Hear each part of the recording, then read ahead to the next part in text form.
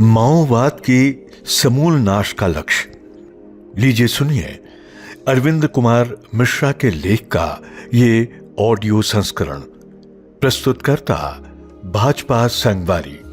देश की आंतरिक सुरक्षा के लिए कई दशकों तक चुनौती बना रहा माओवाद अब अंतिम सांसें ले रहा है। वामपंथी उग्रवाद से प्रभावित कुल जिलों की संख्या घटकर 11 रह गई है। छत्तीसगढ़, झारखंड, महाराष्ट्र, ओडिशा और मध्य प्रदेश के जिन इलाकों में माओवादियों ने सबसे अधिक दहशत फैलाई, वे अधिकांश जनजाति बहुल और घने वन क्षेत्र हैं।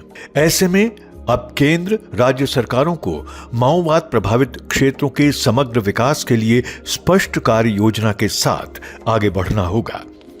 वनों के आसपास रहने वाला जनजातीय समाज अत्यंत सहज और संकोची प्रवृत्ति का है। शासन और प्रशासन उनके प्रति संवेदनशील हो। स्थानीय भाषा, संस्कृति और जीवन शैली की समझ प्रशासनिक अमले को जितनी अधिक होगी, जनजातीय समाज के बीच स्वीकार्यता उतनी ही बढ़ेगी। पानी, सड़क, बिजली, शिक्षा, स्वास्थ्य एवं कनेक्टिविटी जैसी बुनियादी सेवाओं के क्रियान्वयन में जितनी अधिक पारदर्शिता रहेगी, स्थानीय समाज उतनी ही तेजी से विकास की मुख्य धारा में लौटेगा। माओवाद का दंश झेल चुके क्षेत्रों में रहने वाले लोगों की आजीविका का प्रमुख स्रोत वनोपज हैं। प्रकृति पूजक जनजातीय समाज के लिए वन आस्था के केंद्र हैं। उनके वनाधिकारों को अक्षुण्य रखते हुए वनोपज का उचित मूल्य दिलाकर स्वरोजगार की ओर प्रेरित किया जा सकता है। अभी वनों में मिलने वाले अनेक उत्पाद बड़े बाजारों में अच्छे दामों पर बिकते हैं, लेकिन बिचौलियों की वजह से उत्पादकों को सही मूल्य नहीं मिल पाता। कृषि के साथ नौकरियों और व्यवसाय में जनजातीय समाज की हिस्सेदारी बढ़ाने के लिए नीतिगत उपाय किए जाएं। माओवादियों के आतंक से बाहर आए क्षेत्रों में अशिक्षा और गरीबी से जूझ रहे लोगों की आजीविका संवर्धन में सहकारिताओं और स्व सहायता समूहों की क्षमता का उपयोग हो। तेंदुपत्ता, डेयरी, शहद, चिरौंजी, काष्ठ उत्पाद, मत्स्य पालन एवं पर्यटन समेत अनेक क्षेत्रों में सहकारी समितियां जनजातीय समाज के उत्थान में सहायक होंगी। इस वर्ग के युवाओं के लिए आरक्षित पदों को अभियान चलाकर भरा जाए।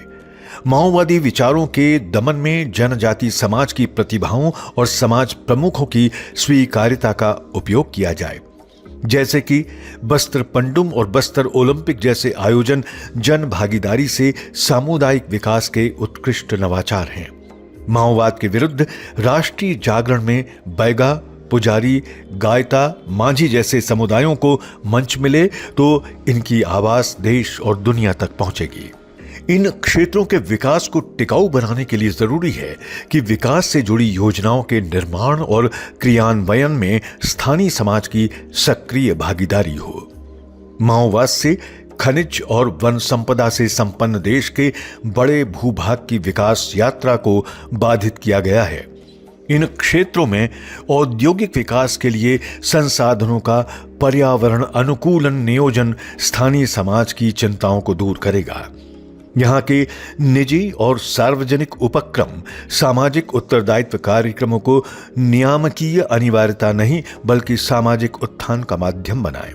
वामपंथी उग्रवाद जंगलों से भले ही खत्म होने की कगार पर है, लेकिन इसकी वैचारिक जड़ों को उखाड़े बिना इसका समूल नाश नहीं होगा।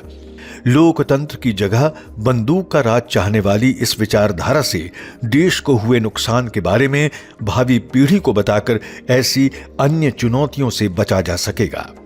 संवैधानिक मूल्यों को कुचलने वाली इस व्यवस्था को शैक्षणिक पाठ्यक्रमों में स्थान मिले, जिससे देश विरोधी ताकतों से भावी पीढ़ी को आगाह किया जा सके। सुदूर जंगलों में वामपंथी उग्रवाद के दम तोड़ने से उसके शहरी और खासकर कथित बौद्धिक समर्थकों की बेचैनी स्वाभाविक है। वनों के बाद अब कागज, कलम और कैमरे वाले माओवादियों की गतिविधियों पर भी नजर रखनी होगी। विश्वविद्यालयों से लेकर समाज सेवा के नाम पर काम करने वाले माओवाद समर्थकों को कुछ राजनीतिक दलों का भी समर्थन मिलता है। पिछले दिनों खूंखार माओवादी हिड़मा के महिमा मंडन से लेकर माओवादियों की शव यात्रा में उनके कथित बौद्धिक और अन्य समर्थकों की मौजूदगी सचेत करने वाली है। जनजातीय क्षेत्रों में मतांतरण और लव जिहाद के बढ़ते मामले चिंता का विषय हैं। मिशनरियों द्वारा किए जाने वाले मतांतरण ने हमेशा माओवाद को खाद पानी दिया है। अब अर्बन नक्सल, मतांतरण और डिलिस्टिंग जैसी गतिविधियों पर सख्ती से रोक लगाकर माओवाद के नए रूपों पर भी प्रहार जरूरी है ताकि इसको जड़ से समाप्त किया जा सके। माओवाद के समूल नाश का लक्ष्य। आप सुन रहे थे श्री अरविंद कुमार मिश्रा के लेख का ये ऑडियो संस्करण। प्रस्तुतकर्ता भाजपा संगवारी।